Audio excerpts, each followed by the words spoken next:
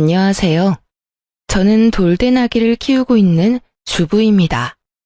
제가 이렇게 다시 결혼을 하게 될 줄은 정말 상상도 하지 못했는데, 이렇게 다시 좋은 사람을 만나 그야말로 눈에 넣어도 아프지 않을 아이를 키우고 있다는 것이 어떨 땐 꿈만 같네요.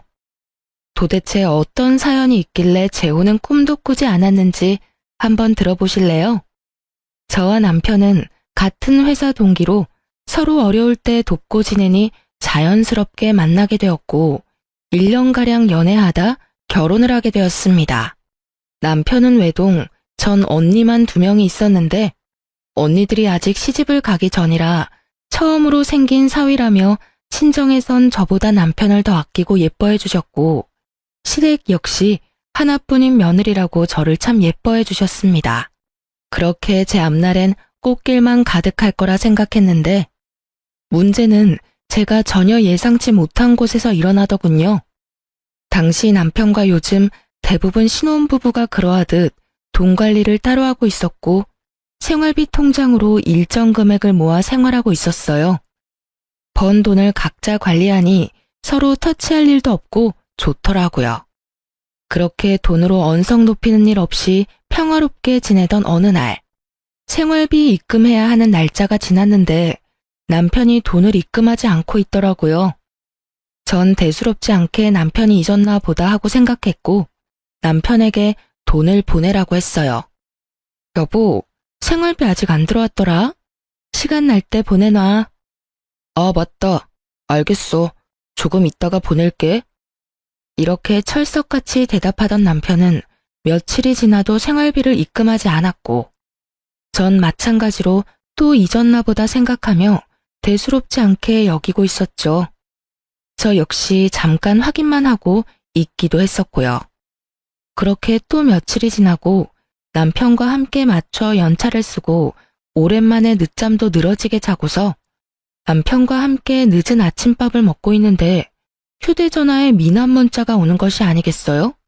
황급히 남편은 휴대전화를 뒤집었지만 이미 전 봐버린 뒤였고 며칠 전이 월급날이었는데 미납이라니 이해가 되지 않더군요. 여보, 나 다 봤는데? 다 봤어? 응, 제대로 봤어. 미납이라니 무슨 미납? 우리 월급 받은 지 얼마 안 됐잖아. 월급은 다 어쨌길래 그런 문자가 와?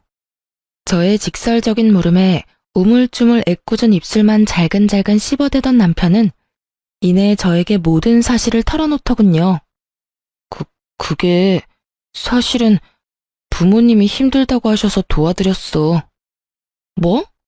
얼마나 힘드시길래, 아니, 그래서 얼마를 드렸길래 미납까지 됐어? 그게 매달 용돈을 드리고 있었는데 이번 달엔 부모님이 꽤 큰 금액이 필요하다고 하시더라고. 그래서 그 금액 맞춰서 드리다 보니까 월급을 다 드려버린 거 있지?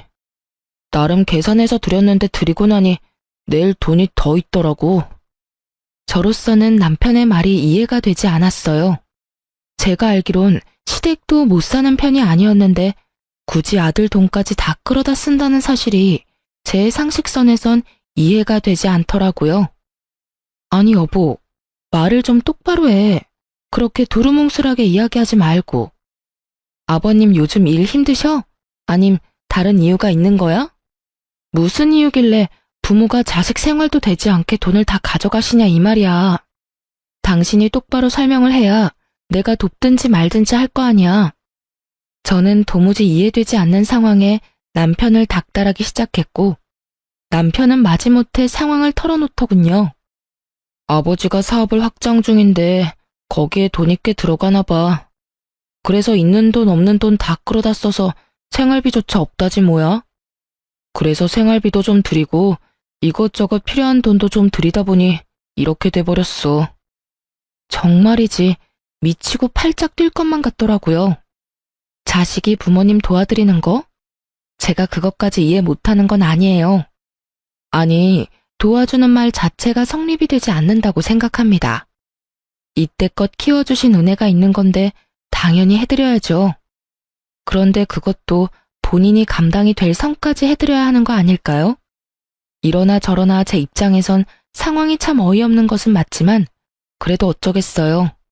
큰 금액도 아닌 돈 때문에 남편을 신불자로 만들 순 없었기에 전 남편에게 돈을 주며 미납금부터 빨리 갚으라고 하며 앞으로 어떻게 할 것인지 물어봤어요. 돈 입금했으니까 그 미납금부터 얼른 갚아.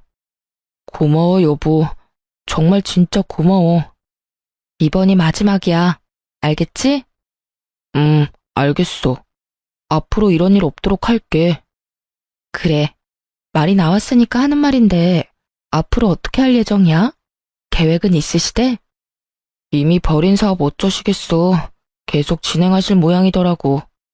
그래서 말인데 당신만 허락하면 앞으로도 계속 금전적인 도움은 좀 드리고 싶어. 이번처럼 아무 생각 없이 돕는다는 게 아니라 내 능력 되는 선에서 말이야. 솔직하게 말하자면 어이가 없긴 했지만 전 알겠다고 대답했어요. 그 찰나의 순간 만약에, 아주 만약에 저희 부모님이 지금 시댁과 같은 상황에 닥치게 된다면 저 역시 남편처럼 부모님을 외면할 순 없겠다라는 생각이 들어서였죠. 그렇게 생각하니 한결 마음이 유해졌고 전 좀 더 남편을 이해해 보기로 했어요. 그래, 당신이 감당할 수 있는 선에서 신용에 문제 없을 정도로 도와드려. 그리고 생활비는 한동안 내가 감당할 테니까 생활비는 신경 쓰지 말고 당신이 훗날 후회되지 않게 부모님께 잘해. 여보, 정말 고마워. 난 사실 당신이 이렇게까지 날 이해해 줄 거라곤 생각도 못했어. 앞으로 내가 당신한테 정말 잘할게. 그날 이후 남편뿐 아니라 시댁에서까지 제 덕에 위기를 잘 넘겼다며 저를 더 어여쁘게 여겨주시기 시작했고 전 마음을 돌려먹길 잘했다고 생각하며 남편을 도와 시댁 뒷바라지를 열심히도 했습니다. 그것이 다 부질없는 멍청한 짓인 줄은 그 당시엔 꿈에도 알 수 없었으니까요. 제가 시댁 일에 힘을 보태고 있던 그 순간 생각지도 못했던 일들이 친정에 일어나고 있었더군요. 그건 다름 아닌 아빠의 회사가 예기치 못하게 부도 위기에 놓이게 되고 엎친 데 덮친 격이라고 아빠마저 쓰러지셨던 것이었어요. 다행히 쓰러진 아빠를 일찍 발견해 급하게 수술에 들어가게 되었고 천만다행으로 수술은 잘 되었지만 친정 식구들에겐 수술비가 걱정이었죠. 부도를 막느라 언니들이 모은 돈과 언니들의 집까지 쏘아부었던 터라 수술비를 마련하긴 힘든 상황이었던 것이었어요. 시집을 간 저에게까지 손을 빌리고 싶지 않았던 부모님은 이 모든 사실을 비밀로 하고 있었고 아무리 노력해도 돈을 구할 수 없었던 첫째 언니는 결국 저에게 전화를 걸어 모든 사실을 털어놓게 되었던 거죠. 언니, 목소리가 왜 이렇게 안 좋아? 무슨 일 있어? 그게 말이야. 사실은 아빠가 쓰러지셔서 수술을 했는데 입이 안 떨어진다 정말. 뭐? 아빠가 쓰러지셨다고? 언제? 왜 나한테 말 안 했어? 그래서 수술은 어떻게 됐는데? 잘 안 됐어? 아빠 위독하셔? 아니, 수술은 잘 됐는데 수술비가 없어. 사실은 아빠 회사가 힘들어서 나나 둘째나 모은 돈이고 집이고 팔아서 아빠 보태드렸거든. 그래서 부도는 겨우 막았는데 수술비를 낼 돈이... 그런 이야기를 왜 이제서야 말해? 내가 정말 못 살아. 우린 너 시집도 갔고 이제 너도 네 가정이 있는 건데 괜히 이런 일까지 신경 쓰게 하고 싶지 않아서 그랬지. 그런 말이 어디 있어? 시집 가면 가족이었던 사람이 가족이 아닌 게 돼? 일단 수술비는 내가 당연히 마련할 테니까 수술비 걱정은 하지도 말고 있어. 앞으로 이런 일 있으면 바로 연락하고. 그래, 고맙다. 우리 막둥이가 언제 커서 이렇게 든든해졌나 몰라. 나 옛날에 다 커서 시집도 왔거든? 그러니까 언니도 걱정하지 말고 좀 잠이나 좀 자. 보나마나 잠도 한숨 못 잤을 텐데 내일은 내가 가볼게. 그래, 덕분에 오늘은 발 뻗고 푹 잘 수 있겠다. 그럼 내일 봐. 언니와의 통화를 끝낸 저는 가족들이 막막했을 생각을 하니 눈물이 다 나려고 하더군요. 시댁을 신경 쓰느라 친정에 무심했던 제가 한심하기도 했고요. 이런저런 생각들로 눈물이 고이려는 그때 옆에서 모든 말을 듣고 있던 남편이 다짜고짜 저를 붙잡고 화를 내기 시작했어요. 왜 그 돈을 당신이 내? 뭐? 순간이지만 전 제 두 귀를 의심했어요. 나서서 수술비를 내자고 해도 모자랄 판국에 아빠 이야기는 단 한마디도 묻지 않고 그 돈을 왜 내냐고 화를 낸다뇨. 수술비가 한두 푼이야? 적어도 몇백은 좋긴 넘을 텐데. 우리가 지금 그런 돈이 어디 있어. 당신 지금 고작 몇백이 아까워서 이러는 거야? 당신도 방금 옆에서 다 들었잖아. 지금 우리 친정 상황이 어떤지. 있으면 좋은 돈이 아니라 있어야만 하는 돈이라는 거 다 알면서 지금 그런 말이 나와? 알지, 아는데 당신도 잘 알잖아. 지금 우리 부모님도 자금난에 허덕여서 우리가 보탬이 돼야 하는데 장인어른 수술비까지 들이면 어떻게 해? 차라리 그 돈으로 우리 부모님을 도와주면 더 좋잖아. 이 무슨 정신 나간 소리인지 모르겠더라고요. 남편 놈은 지금 자신의 입으로 얼마나 미친 소리를 해대는지 모르는 듯 잔뜩 찌푸린 미간이 참도 당당하더군요. 당신 말 잘했다. 당신 부모님 힘들다고 당신이 한동안 돕는다고 했을 때 나 사실 어이없기는 했지만 군말 없이 그러라고 했어. 당신 부담스러울까봐 우리 집 생활비는 내가 다 부담하기도 했고 그게 1년이야 1년. 그 시간 동안 난 당신하고 당신 집을 위해서 내 나름대로 보탬이 되려고 최선을 다했는데 당신은 지금 뭐야? 차라리 그 돈으로 당신 부모님이나 돕자고? 지금 그걸 말이라고 해?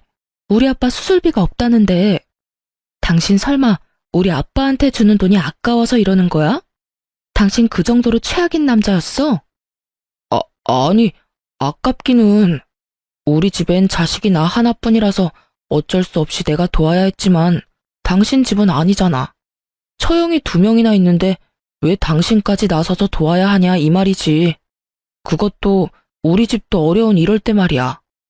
전 더 이상 남편과 대화라는 걸 나눌 필요성을 느끼지 못하겠더라고요. 언니들은 자신의 집까지 팔아서 집안의 보탬이 되었다고 말하며 설득할 힘도 없었고요.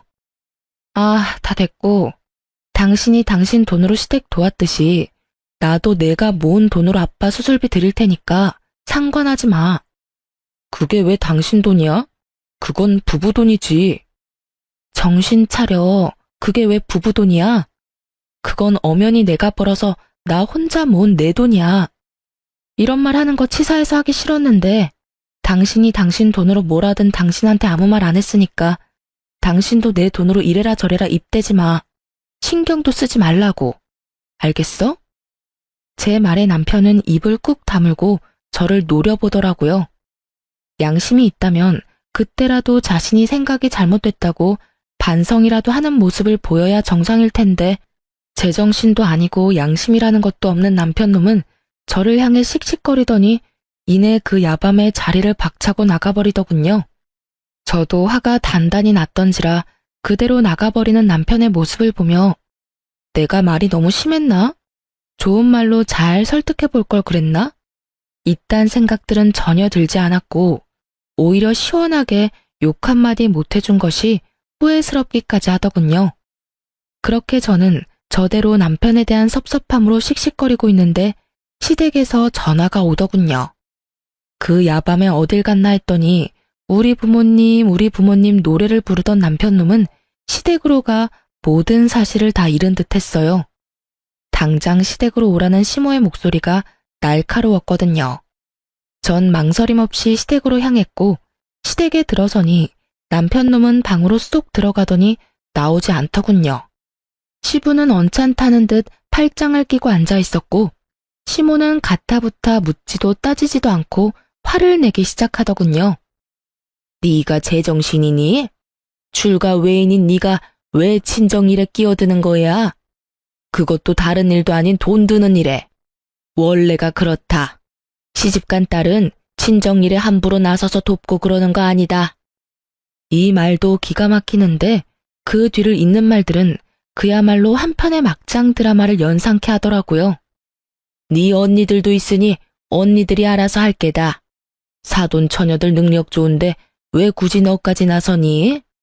그러니까 친정에 돈 줄 생각은 하지도 마. 우린 절대 반대야. 그 돈이 어떤 돈인데 친정을 주긴 줘? 생각이 없어도 어쩜 저리도 없는지. 생각이 없는 사람이 누구인데 저딴 말을 하는 것인지. 하고픈 말은 많았지만 그래도 어른이니 막말을 할 순 없는 노릇이었고 그저 전 제 뜻을 확고하게 전하기로 했죠. 어머님, 그렇게는 못합니다. 전 이미 수술비 드리기로 마음먹었고 제 돈으로 제 친정에 드리는 돈이니 어머님도 제 뜻 존중해 주셨으면 좋겠어요. 제 말을 들은 시모는 남편과 짠 것인지 남편놈과 똑같은 말을 하더라고요. 그게 어떻게 네 돈이니? 네가 시집와서 우리 가족이 된 후에 번 돈이니 우리 아들 돈이자 시댁 돈이지.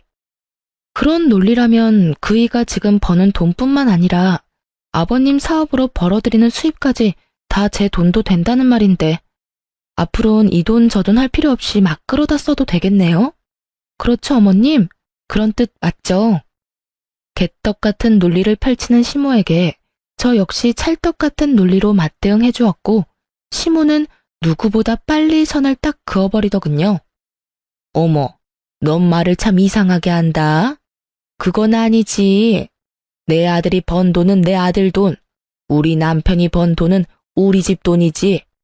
저는 말 그대로 할 말을 잃었고 저의 그런 모습을 긍정으로 알아들은 시모는 더욱 경악스러운 말을 내뱉기 시작하더라고요. 그런데 얘, 사돈 어른은 보험은 드셨다니? 사망보험 말이다. 뭐 그런 보험은 재수없다고 안 드는 사람들도 많다던데 혹시 너희 친정도 그런 건 아니지? 만약에 사돈 어른 돌아가시면 그 보험금은 누가 타는 걸로 해뒀어? 네 앞으로 떨어지는 게 있긴 해? 돈에 미쳐버린 사람도 아니고 저리 인간 같지도 않은 말을 해대는 것인지 도무지 이해도 용납도 되지 않더군요. 시모의 말을 듣고만 있던 저는 그대로 눈이 돌아버렸고 자리를 박차고 일어나 고래고래 소리를 질러댔어요. 어머님, 제정신이세요? 어떻게 그런 말을 할 수가 있어요? 어머 깜짝이야. 내가 무슨 말을 했다고 이렇게 화를 내니? 버젓이 수술 잘 끝내고 회복하고 있는 사람한테 사망보험금이라뇨? 저한테 떨어지는 돈은 왜 궁금하신데요? 그게 정상적인 사고를 가진 사람이 할 말이에요? 저의 고함에 시모는 너무 놀란 나머지 꿀먹은 벙어리가 되었고 이때껏 방에 숨어 콧배기도 보이지 않던 남편놈이 뛰어나와 저에게 화를 내기 시작하더군요. 너 미쳤어? 누구한테 소리를 질러 지르기는. 이게 뭐 하는 짓이야? 내가 가만히 있게 생겼어? 멀쩡하게 잘 살아있는 사람 사망보험금이 어쩌고 저쩌고 저째? 그런 말을 듣고 가만히 있는 사람이 어디 있어? 뭐 그거 가지고 그래. 죽으라고 고사를 지낸 것도 아니고. 궁금하시면 물어보실 수도 있지. 나도 궁금하다. 그래서 장인어른은 사망보험금은 드셨대? 드셨지? 이때 제 기분이 어땠는 줄 아세요? 하하하, 딱 웃음이 나더라고요. 미쳐버린 인간들 사이에서 있으니 실성을 해버릴 것만 같아서요. 전 눈을 반짝이며 물어오는 남편의 면상을 그대로 주먹으로 때려버렸고 저에게 제대로 한 방 먹은 남편놈과 시모는 저에게 득달같이 달려들어 화를 내더군요. 당신 지금 나 때린 거야? 그것도 주먹으로? 이게 무슨 짓이야? 너 미쳤니? 네가 감히 내 아들을 때려? 야, 발로 확 걷어차서 남자구실 못하게 만들려다가 많이 참고 참아서 주먹으로 끝낸 줄 알아. 그리고 어머님, 제가 이런 말까지 듣고도 가만히 있을 거라 생각했어요? 멀쩡히 잘 살아있는 내 부모 목숨 가지고 함부로 말하는 인간, 뺨 한 대 정도는 때려줘야죠. 생각 같아선 어머님 역시 가만두고 싶지 않은데 그래도 어른이라 참고 또 참는 거니 괜히 건드리지 마세요. 전 그대로 시댁을 빠져나와 집으로 돌아왔고 이혼밖에 답이 없다는 결론을 내렸어요. 사연을 들어보니 다른 분들은 휴대전화의 녹음 기능을 알차게도 잘 사용하던데 전 왜 조금 전 그 모든 경악스러운 상황들을 놓쳐버렸는지 한스럽기까지 하더군요. 언제까지 한탄만 할 수도 없는 노릇이었던 전 이제라도 모든 상황을 녹음하기로 했고 저의 예상대로 뒤이어 집으로 돌아온 남편은 저를 향해 막말을 쏟아내기 시작하더군요. 이런 미친 게 어디서 감히 남편을 때려? 너 이거 내가 경찰에 신고하면 너 깜빵에 갈 수도 있는데 내가 그간의 정을 생각해서 참는 거야. 알겠어? 어차피 오늘 내일 하는 노인네 사망보험금 들었냐고 묻는 게 뭐 큰 잘못이라고. 시어머니한테 화를 내지를 않나. 남편을 때리지를 않나. 내 살다 너같이 기센 년은 보다 처음 본다. 그리고 내가 나 혼자 잘 먹고 잘 살자고 그런 말 했어? 말이야 바른 말이라고. 사망보험금 나오면 너도 욕심날 거 아니야. 그 돈이 적은 돈도 아닐 테고 적어도 억 단위는 될 텐데 그 돈이면 우리 집 사업도 무리 없이 진행될 테고 그러면 나만 좋아? 우리 모두 좋은 일이라고 그게. 이 뒤론 헛소리와 함께 입에 담지도 못할 욕들이 쏟아져 나오더군요. 전 말 같지도 않은 말에 아무런 대꾸도 하지 않았고 그렇게 한참을 쏟아내던 남편은 짐까지 싸서 집을 나가버렸습니다. 저와의 사이가 손 쓸 수도 없이 나빠진 남편놈이 나가서 할 짓이라곤 뻔했고 전 날이 밝자마자 남편에게 사람을 붙였어요. 역시는 역시더군요. 아직 이혼하자는 말조차도 나오지 않았는데 남편놈은 유흥업소를 제 집 드나들듯 출석도장을 찍으며 온갖 더럽고 추잡한 짓은 다 하고 돌아다녔고 전 끝까지 제 믿음을 저버리지 않은 남편놈 덕에 수월하게 이혼을 준비할 수 있었죠. 그렇게 차근히 이혼을 준비하는데 시모가 집으로 찾아왔더라고요. 당시 남편 꼴도 보기 싫고 이혼도 준비했어야 했기에 회사 측에 양해를 구하고 휴직 중이었고 제가 집에서 쉬고 있다는 소식을 전해들은 시모가 아침 일찍부터 저에게 따지려고 들이닥쳤던 것이었어요. 무슨 일이세요? 저는 딱히 할 말이 없는데요. 내가 할 말이 있어서 왔다. 너 도대체 언제까지 이럴 거니? 뭐가 불만이라서 남편까지 쫓아내고 이 난리를 치니? 어머님, 제가 쫓아낸 게 아니라 자기 발로 자기가 나갔고요. 제가 왜 이러는지는 누구보다 어머님이 더 잘 알 테고요. 더 할 말 있으세요? 뭐, 그 보험금 좀 물어봤다고 이 난리인 거니? 사람은 다 죽게 돼 있어. 어차피 죽을 사람 사망보험금에 대해서 좀 물어본 게 뭐 그리 큰 죄라고 이렇게 뒤끝을 부리는 게야? 그러면 어머님은 사망보험금은 드셨어요? 어머님도 어차피 죽을 건데요. 이혼을 마음먹으니 전 못할 말이 없었고 막상 자신이 그런 말을 듣게 되자 화가 머리끝까지 난 시모는 갖은 욕을 하며 저를 밀쳐대더라고요. 더는 참지 않기로 한 저는 그런 시모의 손을 인정사정 볼 것 없이 뿌리쳐버렸어요. 뭐가 어쩌고 저쩌? 이런 미친년이 어디서 그런 재수없는 말을 입에 담는 거야? 지금 기분이 어때요? 더럽죠? 재수없죠? 지금 느끼는 그 기분 저도 그대로 느꼈어요. 이제야 제 기분이 어땠을지 알겠어요? 너랑 나랑 같니? 그건 엄연히 다른 경우 다른 문제라고. 아휴, 다 필요 없고 이제라도 마음 돌려 먹어라. 네가 수술비 따윈 주지 말고 무릎 꿇고 잘못했다고 싹싹 빌면 이혼만은 하지 않도록 도와주마. 너 지금 내 아들한테 이혼당하게 생겼어. 알고는 있니? 들어보니 친정에서 하던 사업도 부도 직전이라고 들었는데 그런 친정하고 연락하고 지내면 뭐하니? 너한테 빌붙기밖에 더해. 그러니까 친정하고는 이참에 영 끊어버리고 우리한테 납작 엎드려서 살란 말이야. 내가 내 아들은 잘 설득해 줄 테니.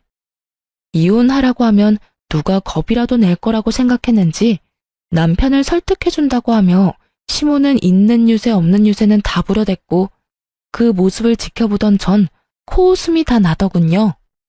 그럴 필요 없어요. 이미 수술비만 아니라 그동안 알뜰살뜰 모았던 돈 다 드렸거든요. 덕분에 퇴원도 잘하셨고 부도 위기도 잘 넘겼다고 하시더라고요. 전 밝게 웃으며 말을 했고 제 말을 듣던 시모는 자리에서 벌떡 일어나더니 역정을 내기 시작했어요. 너 정말 미쳤니? 그 돈이 어떤 돈인데? 그걸 나하고 한마디 상의도 없이 친정에다 다 갖다 바쳐? 그 돈이 어떤 돈이긴요? 제 힘으로 번 제 돈이죠. 제 힘으로 번 제 돈을 쓰는데 어머님이랑 상의까지 할 필요는 없지 않을까요? 뭐라고? 내가 저번에도 말했잖니. 그건 네 돈이 아니라고. 아니요. 정확히 그 돈은 내 돈이고요. 그건 어머님이 아무리 우기고 난리를 부려도 변하지 않는 사실이에요. 혹시 더 할 말 있으세요? 전 없어서 그러는데 이만 가주시겠어요? 제가 좀 바빠서요. 한마디도 지지 않고 맞서는 저의 태도에 약이 오를 대로 오른 시모는 저를 향해 손을 치켜들었고 전 그 손을 재빠르게 낚아채 그대로 뿌리쳐버렸어요. 제 몸에 또다시 손대는 날엔 어머님이고 나발이고 경찰에 확 신고해버릴 테니 그런 줄 아세요. 악에 바친 저의 통보에 시모는 뒷걸음질 치며 도망가려고 하더군요. 전 그런 시모를 붙잡고 진작 싸뒀던 남편놈의 남은 짐들을 던지며 당장 가지고 가라고 말했고 시모는 왜 이걸 자신을 주냐며 또다시 어이없는 말들을 쏟아내더군요. 나가야 할 사람이 누군데 이걸 챙겨줘? 지금까지야 이혼만큼은 아니라는 생각에 그냥 뒀지만 지금은 아니지 않니? 너도 결혼 생활 유지할 생각 없는 것 같고 나도 너 같은 년 내 며느리 자리에 계속 두기 싫다. 그러니 이 집에서 나가야 할 사람은 내 아들이 아니라 너지. 지금 당장 내 아들 집에서 나가. 아는 것이라곤 하나도 없는 시모는 참 당당하게도 저에게 오라가라 하며 큰 소리를 쳐댔고 전 그런 시모에게 통쾌한 한마디를 해주고선 시모를 내쫓아 버렸습니다. 아줌마, 당연히 알고 있다고 생각했는데 모르고 있는 듯하니 내가 친절히 말해줄게요. 이 집 아줌마 아들 집이 아니라 내 집이에요. 뭐? 이 집은 내가 처녀 때 내 돈으로 산 내 집이라고요. 그러니까 내 집에서 난동 그만 부리고 당장 나가세요. 그렇습니다. 저희가 결혼 생활을 시작하게 되었던 집은 제가 처녀 때 공인중개인 둘째 언니의 권유로 분양받았던 제 명의의 제 집이었어요. 결혼할 당시에 대출금이 조금 남았던 터라 함께 갚아나가며 공동명의를 해야 하나 생각도 했었지만 이미 꽤 갚기도 했고 혹시나 하는 마음으로 혼자 대출금을 내며 제 명의로만 뒀던 것이었어요. 매달 나가는 대출금이 부담스럽기도 했지만 이런 상황이 되고 나니 살면서 가장 잘한 일이었다는 생각마저 들었어요. 어쨌든 전 이혼을 위해 변호사를 만나며 지냈고 아빠는 앞서 말했듯이 경과가 좋아 언제 그랬냐는 듯이 건강을 되찾아 퇴원하게 되었어요. 사업 역시 언니들과 저의 도움으로 위기를 잘 넘겨 다시 정상적인 운영을 하고 있다고 하더군요. 그렇게 모든 일은 차근차근 잘 풀려가고 있었고 친정이 안정기에 들어서는 것을 확인한 저는 변호사분과 함께 본격적인 이혼을 준비하고 있었어요. 그런데 몇 달 만에 연락이 온 남편이 회사 앞에서 보자고 하더라고요. 그 당시 남편은 다시 출근하기 시작한 저와 마주치는 것이 껄끄러웠는지 회사를 옮겼고 전 결혼 이후 처음으로 남편 덕을 다 보며 회사를 다니고 있던 상황이었는데 갑자기 회사 앞으로 온다고 하니 왜인지 불안하더라고요.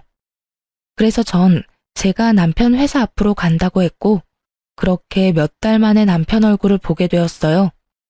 이번엔 정말 발차기라도 해야 하나 생각하며 남편을 만났는데 그놈은 집을 나가던 그때와는 180도 다른 다정한 태도로 저를 대하더군요. 도대체 무슨 꿍꿍이인가 싶어 대충 분위기를 맞춰줬고 생각한 대로 분위기가 잡혔다고 생각했는지 그 더러운 속내를 꺼내기 시작했어요. 저기 여보, 혹시 그거 알고 있어? 집값 말이야. 많이 올랐더라? 아, 그거? 알고 있어. 그런데 당신이 그걸 어떻게 알아? 집도 나간 사람이 집값은 매일같이 체크하고 있었나 봐. 그것도 자기 집도 아닌 집을 말이야.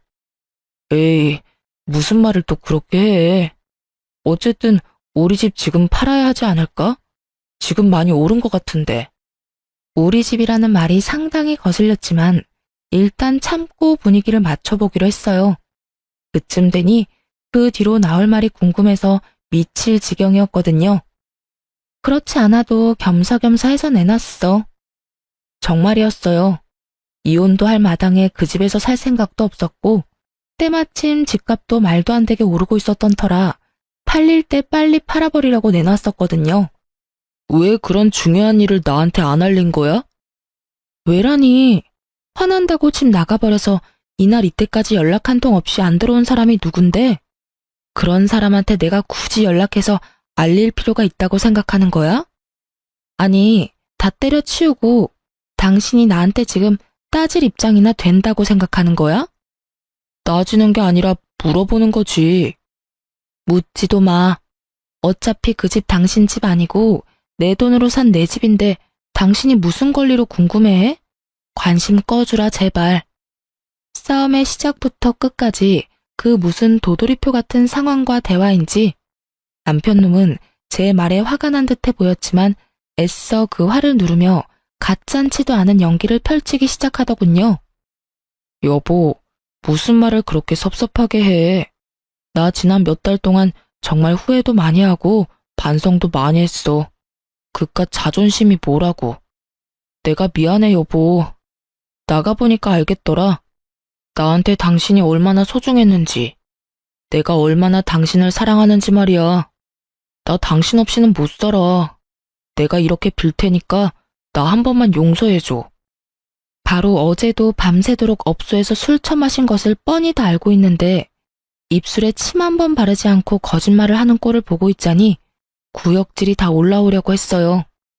남편은 잡을 분위기는 다 잡았는지 제 손을 꽉 잡으며 드디어 기다리고 기다리던 말을 꺼내기 시작했어요. 여보, 그러지 말고 우리 다시 잘 살아보자, 응? 사실 요즘 나 조금 힘들어. 당신도 알고 있지? 우리 집 좀 힘들었던 거. 좀 나아진다 싶더니 요즘 또 많이 힘든 것 같더라고. 그래서 말인데 그 집 팔고 나면 그 돈 우리 부모님께 드리고 우린 새 출발한다고 생각하고 우리 부모님 댁에 들어가서 사는 건 어때? 부모님께 잘 말씀드렸더니 흔쾌히 알겠다고 해주시더라고. 엄마도 걱정하지 마. 지난 날은 다 잊고 잘 지내보자고 하시더라. 그놈의 돈이 뭔지 결국 또 돈 이야기더군요. 돈을 싸들고 와서 다시 살자고 해도 받아줄까 말까 한데 돈을 내놓고 시댁으로 합가까지 하자니 더는 입씨름할 가치도 없었고 전 모든 말을 다 무시하고 준비해왔던 이혼 서류를 내밀었어요. 이게 뭐야? 이혼? 지금 우리 이혼하자고? 그래, 제정신은 아닌 것 같은데 글자는 잘 읽네. 보시다시피 이혼 서류야. 우리 이혼하자. 이혼은 무슨 이혼이야. 우리가 왜 이혼해? 난 당신이랑 절대로 이혼 못해. 우리가 이혼할 이유가 없잖아. 이혼할 이유가 이렇게나 많은데 이혼할 이유가 없다고? 내가 너 집 나가서 무슨 짓 하고 돌아다녔는지 다 알고 있어. 그동안 몰라서 가만히 있었는지 아니? 내가 뭘 어떻게 하고 다녔다고 이 난리야. 난 말이야, 맹세코 집, 회사 집 이렇게 일만 하면서 살았다고. 그런 내가 왜 무슨 이유로 이혼을 해야 하냐 이 말이야. 역정을 내며 이유를 들먹이는 남편에게 전 그간 모았던 사진들을 건넸고 사진을 건네받은 남편이 바들바들 떨며 되지도 않는 변명을 늘어놓는 순간 전 바로 다음 증거를 준비했어요. 아니 이건 남자들이 회사 생활하다 보면 어쩔 수 없이 가야만 하는 그런 거야. 그래, 접대. 접대를 잘해야 앞날이 평탄한 거 당신도 잘 알잖아.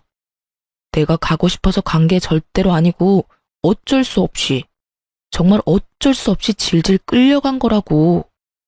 어쩔 수 없이? 접대?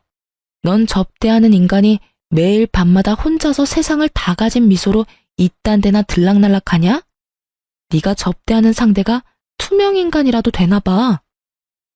그건 말이야. 그래, 먼저 들어가 계셨어. 그래서 나도 뒤따라 혼자 들어갔던 거고. 그러니까 내 말은 당신이 지금 아주 크나큰 오해를 하고 있단 이 말이지. 그래, 오해라 치고. 이거 좀 들어볼래? 이것도 충분한 이혼 사유가 되고도 남는다고 하더라고.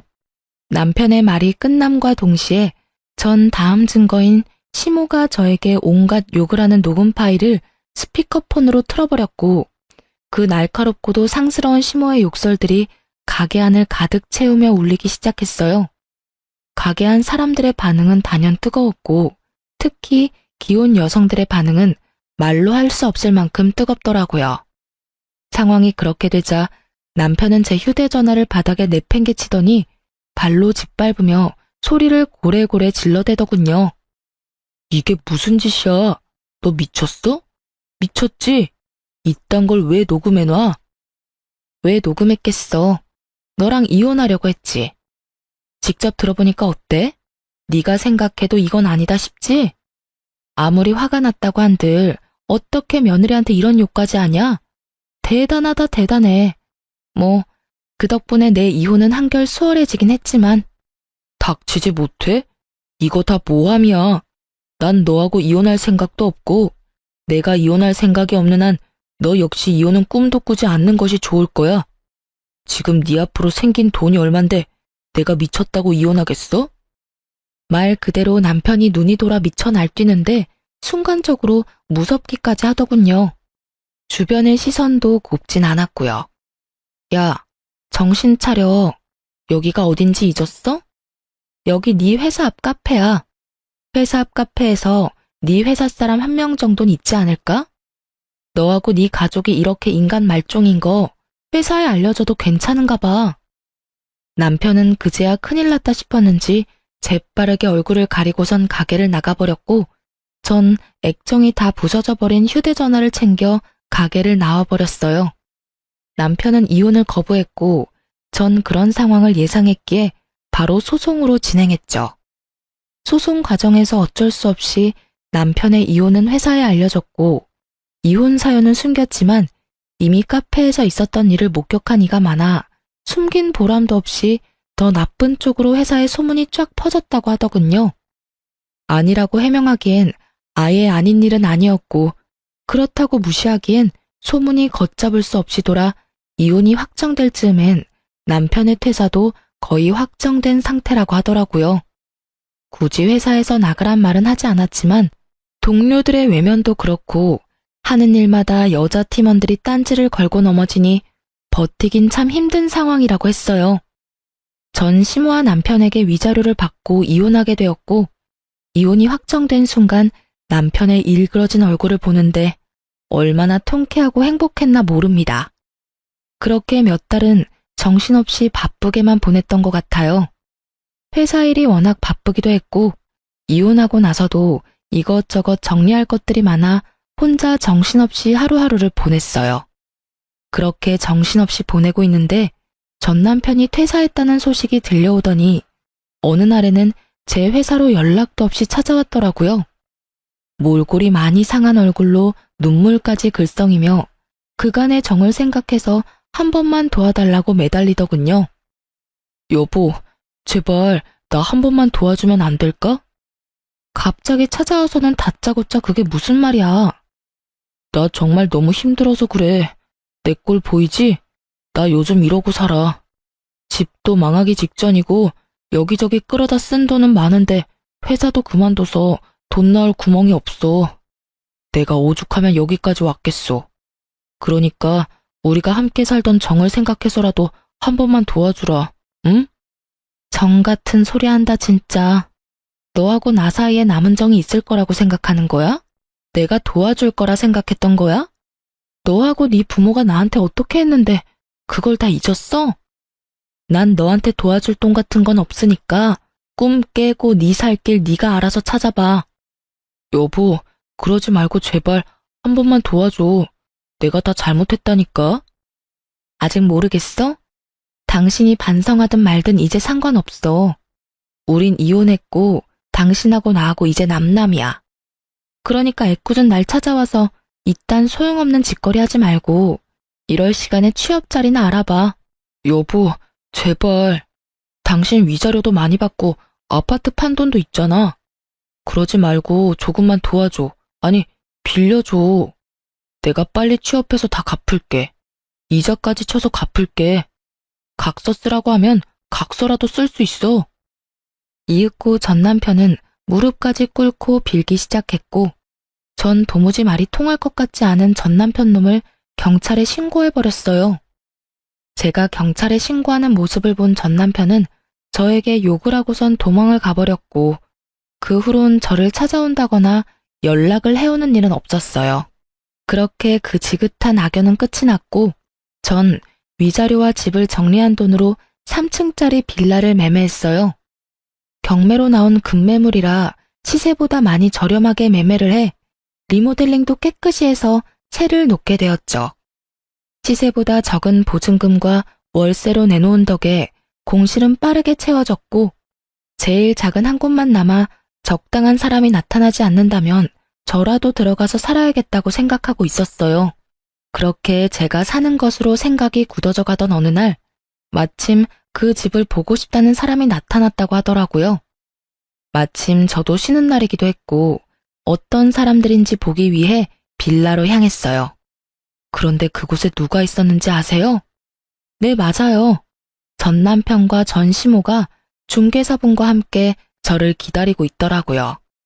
어렵다던 사업은 전 남편이 회사를 그만두며 도와줄 상황이 되지 못하자 정말로 쫄딱 망해버렸고 집을 처분해 빚은 갚았지만 오갈 데가 없어 집을 알아보던 중 시세보다 많이 저렴했던 저의 빌라까지 오게 된 것이었어요. 2년이라 하기엔 상황이 더러웠으니 악연이 확실했고 두 사람의 표정을 보아하니 저와 같은 생각을 하는 듯 했지만 상황이 어렵긴 한가 보더군요. 굳은 얼굴로 집을 다 둘러본 두 사람은 제가 주인인 걸 뻔히 알면서도 계약을 하겠다고 했으니까요. 괜찮네요. 바로 계약하고 싶은데 공실이니 언제든 들어와도 되는 거죠? 아니, 난 싫은데 어떻게 하지? 전 남편의 말이 끝나자마자 거부 의사를 밝혔고 저의 거부에 두 사람은 노발대발하며 왜 안 되느냐고 따지기 시작하더군요. 당신 정말 이렇게까지 해야겠어?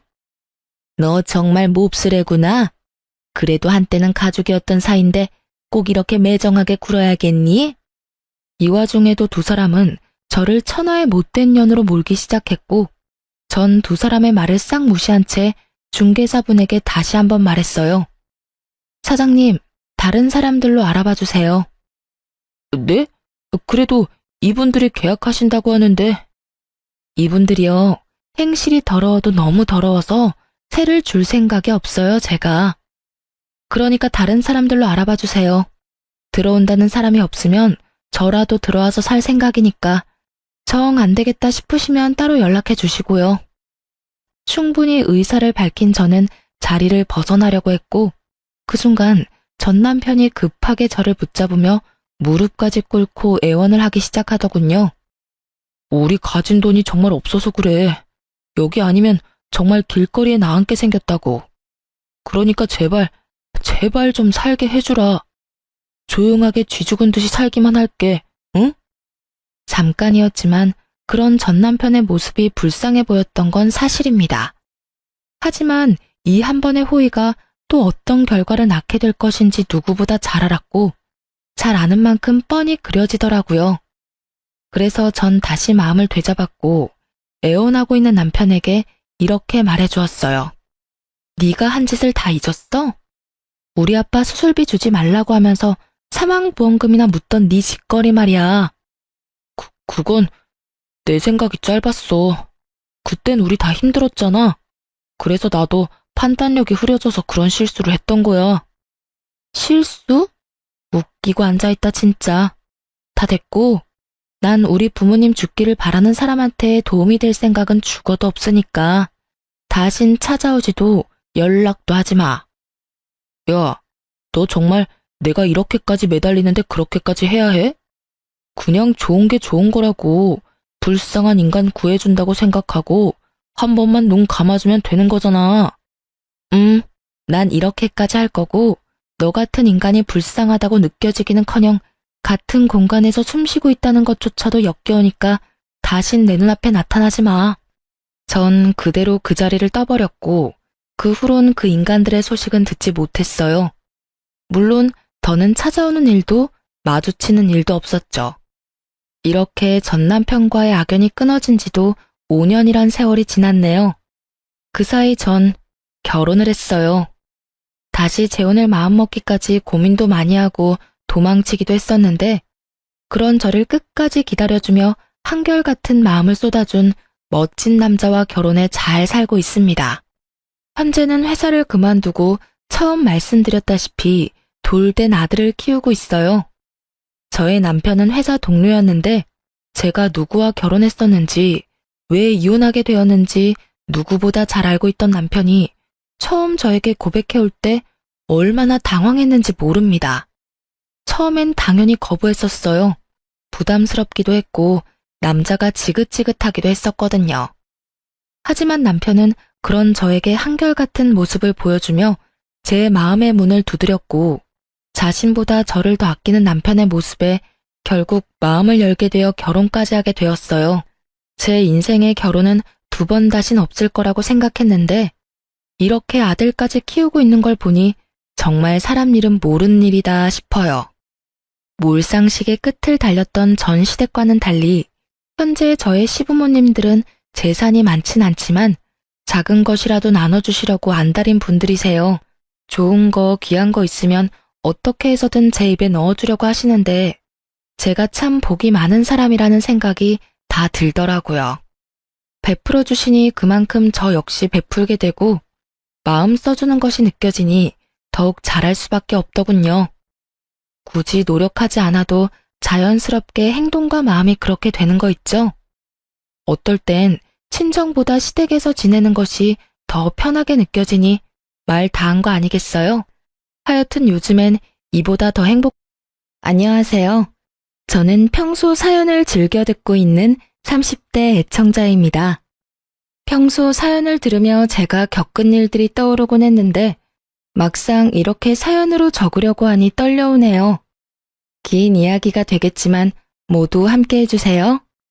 저와 남편은 같은 대학, 같은 과 친구였어요. 그렇게 10년을 그저 친구 사이로 지냈는데 30살이 넘어가던 무렵 어느 순간 갑자기 남편이 남자로 보이더라고요. 남녀 사이에 영원한 친구는 없다던가요? 남편 역시 저와 마음이 통했는지 그때쯤부터 저를 특별하게 대해주었고요. 그렇게 저희는 자연스럽게 친구를 넘어 연인 사이가 되었고 3년을 연애하다 결혼하게 되었어요.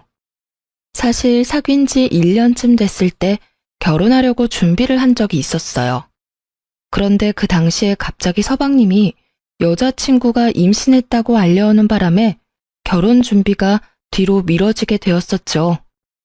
저희가 알아봤던 식장뿐 아니라 스튜디오, 드레스, 메이크업, 심지어 신혼여행지까지 고스란히 서방님과 동서에게 넘겨줘야만 했었어요.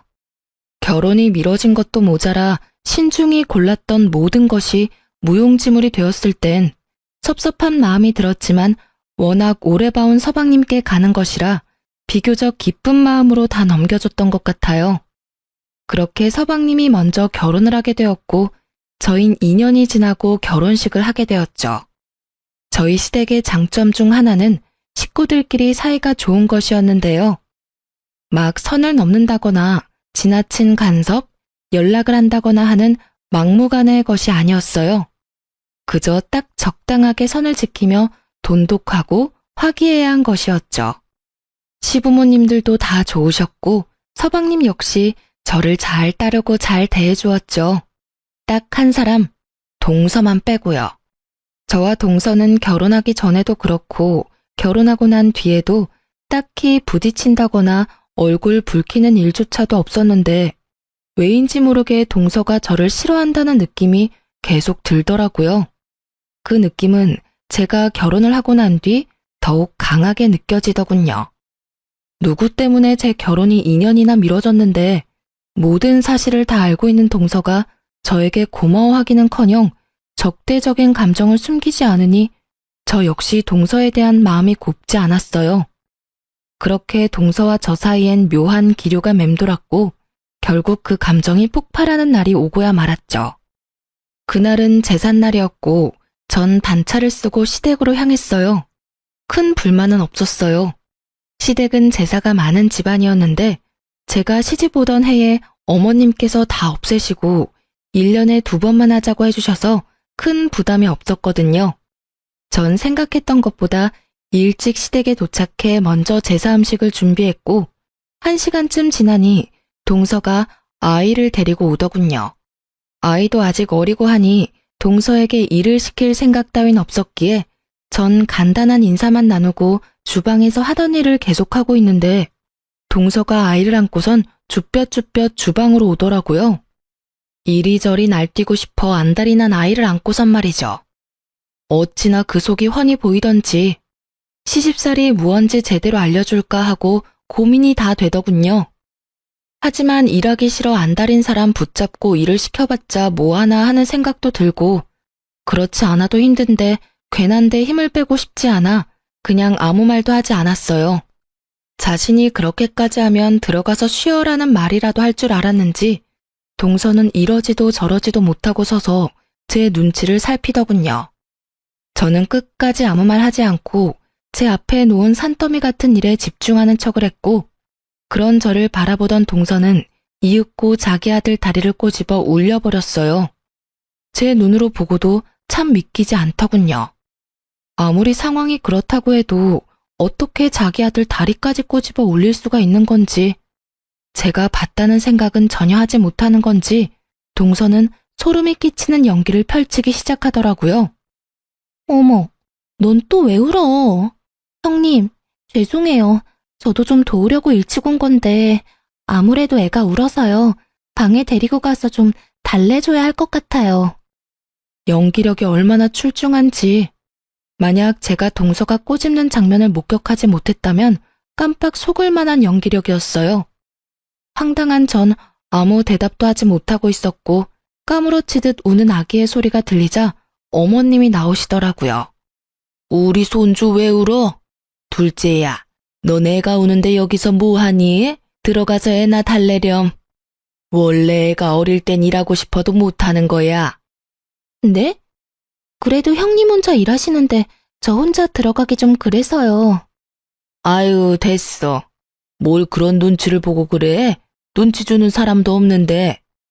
아, 그게 어머님, 그렇긴 하지만 아무래도 형님 혼자 하시니 제 마음이 좀 불편해서요.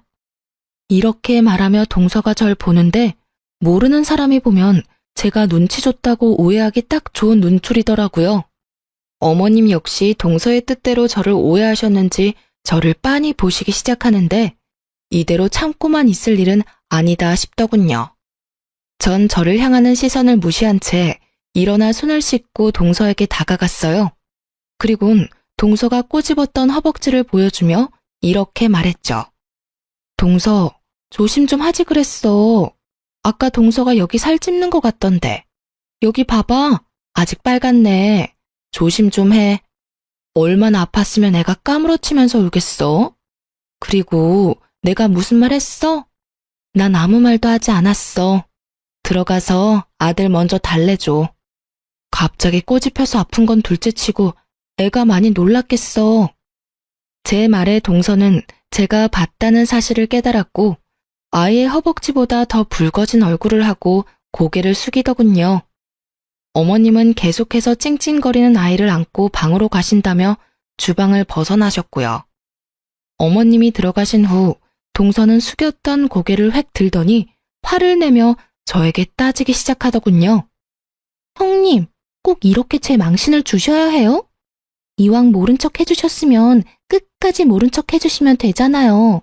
아니, 애초에 저한테 들어가서 쉬라고 한마디 해주셨으면 이런 일까진 없었잖아요. 적반하장도 유분수지. 누가 누구한테 따지고 드는 건지 모르겠더라고요. 저 역시 참고 또 참고 있는 터라 더는 인내가 남아있지 않았고 오늘이 날이구나 하는 마음으로 동서의 말을 받아쳤어요. 내가 왜 그렇게까지 해야 하는데? 굳이 내가 왜? 그리고 어디서 큰 소리야? 동서가 그렇게 일하기 싫었으면 오늘 좀 늦는다고 연락하고 늦게 오던가. 이왕 와서도 일할 만한 여건이 안 되어서 좀 쉬겠다고 말하면 누가 뭐라고 해? 제가 쉬겠다고 하면 저만 미움받을 거 아니에요. 미움까진 아니더라도 눈치는 보였겠지. 그런데 말이야, 어머님도 그렇고 나도 그렇고 아기가 어린데 굳이 동서까지 일 시킬 마음은 없었어.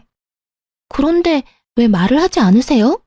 들어가서 쉬라고 한마디만 했으면 됐잖아요. 아까도 말했잖아. 내가 왜 그렇게까지 해야 하냐고. 애는 엄마 품에서 내려와서 놀고 싶어 안달인데 그런 애를 굳이 안고 주방에 와서 서 있는 꼴을 보고 내가 굳이 동서한테 들어가서 쉬라는 말이 하고 싶었겠어? 나 그렇게 성격 좋은 사람 아니야, 동서. 그래서 굳이 어머님도 계시는데 우리 아이 허벅지까지 다 보여주신 거예요? 저 곤란하게 만들려고요? 설마. 나도 그럴 생각까진 없었는데 동서가 내가 말할 수밖에 없는 분위기로 몰고 갔잖아. 난 눈치는커녕 동서한테 말 한마디 한 적도 없는데 어머님 앞에선 내가 눈치 줘서 주방에서 벌선 사람처럼 구니 내가 별다른 방법이 있었겠어? 그래도 내가 마지막 인내심으로 동서가 일부러 꼬집어서 울렸다는 말은 안 했잖아. 내 두 눈을 의심했다 진짜. 다음부턴 그런 짓까지 하지 말고 그냥 말해. 일하기 싫다고. 이게 뭐야? 괜히 동서 혼자 오바해서 애까지 울리고. 난 있잖아. 일하기 싫다는 사람까지 엮어서 같이 고생시킬 마음 없어. 알겠어? 제 말에 동서는 할 말이 없는지 그저 저를 노려보았고 저 역시 동서를 노려봤어요. 그렇게 저와 동서의 눈싸움이 시작되었는데 화난 표정의 어머님이 주방으로 들어오시더군요. 이게 다 무슨 말이야? 일부러 애를 꼬집었다니. 둘째 너, 이게 다 사실이야? 그래요. 분위기가 심상치 않음을 느낀 어머님은 방으로 들어가시긴 했는데 방문을 닫지 않고 이야기를 다 듣고 계셨던 것이었습니다. 모든 사실을 알게 된 어머님은 동서를 나무라기 시작했고 동서는 눈물을 글썽이며 아무 말도 하지 못하고 서 있더군요. 너 그렇게 안 봤는데 아무리 일이 하기 싫다고 해도 어떻게 네 자식 허벅지를 꼬집니? 그리고 잘못은 네가 해놓고 왜 꾸준 형님한테 화풀이 짓이야? 너 우리 없을 때 그딴 식으로 첫째 대하니? 아니에요. 저도 모르게 너무 흥분을 해서 죄송해요, 어머님. 죄송해요, 형님. 궁지에 몰린 동서는 저에게 용서를 구했고 진심이라고 느껴지지 않는 사과였지만 더는 이를 키우고 싶지 않았기에 전 알겠다고 하고 사건을 일단락시켰습니다. 제사 사건이 있고 난 후 동서는 아예 저를 무시하기 시작하더군요. 다른 사람들이 있을 땐 더없이 깍듯하고 살갑게 굴었지만 아무도 없을 땐 아예 눈길을 주지 않는 이중적인 행동을 이어나갔어요. 저 역시 동서와 똑같이 행동해줬고 자주 마주치는 일이 없었기에 크게 신경 쓰지 않고 지냈죠. 그러던 어느 날 집에 큰일이라면 큰일이 생겨났어요. 총각 때부터 남편의 어깨가 좋지 않았는데 점점 상태가 심각해지더니 결국 수술을 잡게 되었어요. 갑작스럽게 잡힌 수술 일정이라 제 회사에 연차를 내지 못했거든요. 생명과는 무관한 수술이긴 했지만 아무래도 신경이 쓰이더군요. 하지만 일정을 아무리 조정해도 출근은 해야 했고 전 일단 남편을 병원까지 데려다주고 출근을 하게 되었어요. 마음이 얼마나 급했는지 초인적 속도로 급한 일을 마무리하고선 다시 병원으로 향했죠. 가는 길에 병원에 전화를 걸었더니 남편이 이미 수술을 마치고 병실로 올라갔다고 하는데 마음이 얼마나 조급해지는지. 그렇게 전 병원에 도착해 남편의 병실로 들어섰고 거기엔 경악스러운 상황이 저를 기다리고 있더라고요. 아직 마취에 취해 있는 남편과 그런 남편의 손을 세상 애처롭게 잡고 있는 한 여자. 그 여자의 눈빛을 보는데 딱 알겠더라고요. 두 사람의 관계가 보통 관계는 아니라는 것을요. 자기야, 좀 괜찮아? 나 괜찮아. 괜찮은데 자꾸 잠이 와. 아직 마취해서 덜 깨서 그래. 조금씩 깨려고 노력해봐. 간호사 쌤 말이 이제 조금씩 깨워야 한다고 했어. 아프진 않지? 아프진 않아. 자기 얼굴 봐서 그런지 하나도 안 아프고 꿈꾸는 기분이야. 자기는 이 와중에도 참. 어쨌든 고생했어. 그 조용한 병실에 두 사람의 다정한 대화 소리가 들려오는데 제가 더 꿈을 꾸고 있는 기분이더군요. 그것도 1초라도 빨리 깨고 싶은 악몽이요. 하지만 제 앞에 놓은 모든 상황은 현실이더군요. 제가 올 줄 꿈에도 몰랐던 남편이 부른 저 여자는 상간녀였고, 전 우습게도 굳이 일을 빨리 끝내고 와서 이 모든 끔찍한 광경을 남편의 병실에서 목격하고야 만 것이었죠. 충격에 빠진 것도 잠시 전 그 다정한 모습을 휴대전화에 남기고선 조용히 병실을 벗어났어요. 그날 이후 전 남편이 퇴원 날만 기다렸고 남편이 퇴원함과 동시에 흥신소를 통해 남편의 뒷조사를 시작했습니다. 얼마나 지났을까요? 흥신소에서 연락이 왔고 연락을 기다리며 혼자 상상했던 것보다 현실은 더욱더 충격적이었습니다. 두 사람이 만나기 시작한 것이 얼마 되지 않았다는 건 제 예상과 같았어요. 하지만 충격적이었던 것은 두 사람이 만나게 된 계기였죠. 상간녀는 보험사에서 일하는 영업 직원이었는데 그 상간녀를 남편에게 보험을 핑계로 삼아 소개해준 사람이 다른 사람도 아닌 바로 동서였던 것입니다. 동서와 상간녀는 친구 사이로 제 남편을 꼬여내기 위해 아주 작정을 한 모양이었어요. 작정을 하고 접근했든 어쨌든 남편은 상간녀에게 넘어갔고 이미 선을 넘어버린 남편의 모습들을 보는데 저는 결혼 생활을 유지하고 싶은 생각이 싹 사라지더군요. 흥신소에서 건네받은 사진을 한 장씩 넘겨보는데 남편의 미소를 볼 때마다 제 억장이 무너지더라고요. 그렇게 눈물을 흘리며 증거들을 보는데 제 이막이 열리는 듯 주인공이 남편에서 동서로 바뀌더군요. 동서 역시 바람을 피우고 있었는데 직업 특성상 출장이 잦은 서방님이 외박할 때마다 아이를 친정에 맡기고 열심히도 더럽게 놀아놨더라고요. 그 옆엔 항상 상간녀가 함께했고요. 끼리끼리 잘 논다라는 말이 어찌나 잘 어울리던지. 그리고 이 모든 일을 꾸민 동서의 계획을 흥신소 직원분의 입을 통해 전해 듣는데 동서가 참 대단하다는 생각이 들더군요. 증거와 사진은 다 보내드렸고 대략적인 설명도 파일로 정리해서 보내드렸습니다. 그리고 이런 말까지 해드려야 하나 말아야 하나 고민했는데 조사하다 안 사실은 모두 말씀드리는 게 원칙이라 말씀드리겠습니다. 네, 하나도 빠짐없이 말해주세요. 그게 동서되는 여자가 이 모든 계획을 세우고 진행했는데 그 이유가 가관이더라고요.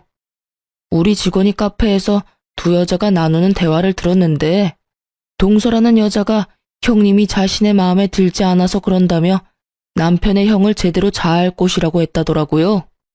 그 집 재산이 꽤 되는데 이혼시키고 그 집 며느리 되면 다 장남 몫이라고요.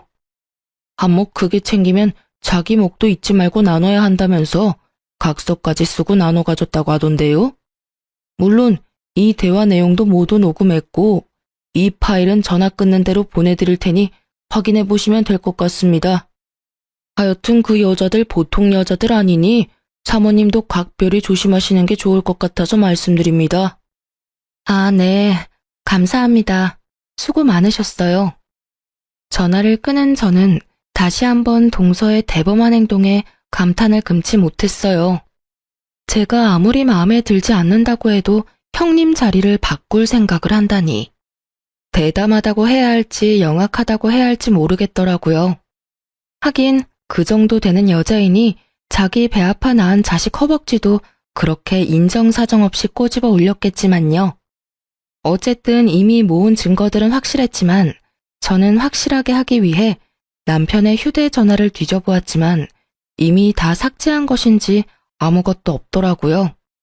실망감도 잠시 저의 머릿속엔 차량 블랙박스가 번뜩 떠올랐고 남편이 자는 것을 확인하고 남편의 차로 향했어요. 남편은 블랙박스까진 생각하지 못한 것인지 그곳엔 외도 증거와 함께 남편이 어떤 생각을 가졌는지 적나라하게 녹음되어 있더군요. 자기야, 그러면 이혼하는 거지? 그럼 얼른 이혼하고 자기랑 살아야지. 그 얼른이 언제야? 빨리 이혼해. 나 더는 기다리기 힘들단 말이야. 나도 빨리 이혼하고 싶어. 당신 혼자 두고 집에 들어가는 내 기분은 오죽하겠어. 조금만 더 기다려줘. 일단 부모님께 먼저 말씀드려야 해.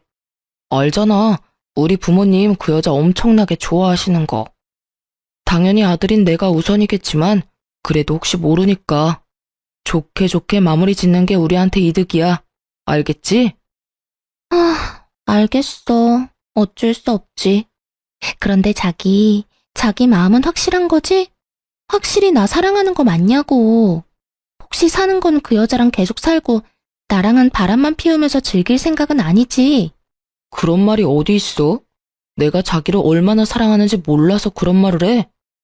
아니, 말만 그렇게 하고 이혼은 자꾸 미루니까 그렇지. 아니야.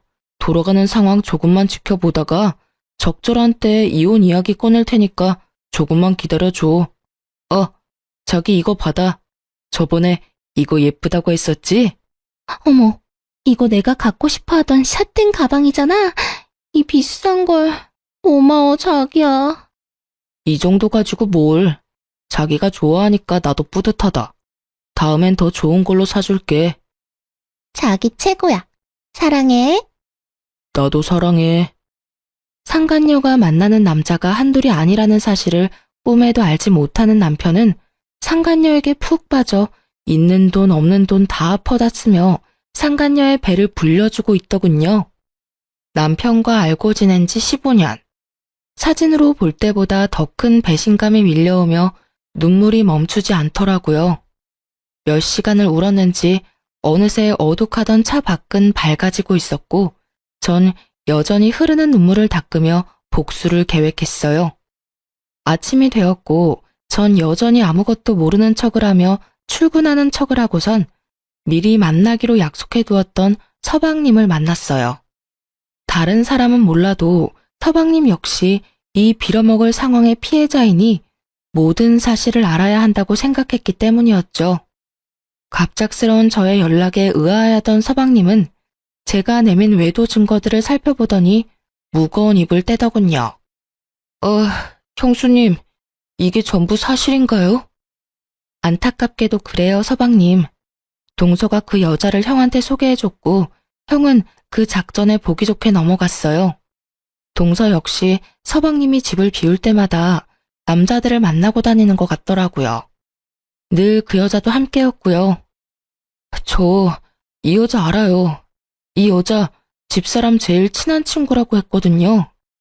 연애할 때도 여러 번 봤었고 최근에도 봤었는데 형이랑 그런 관계인 줄은 상상도 못했네요.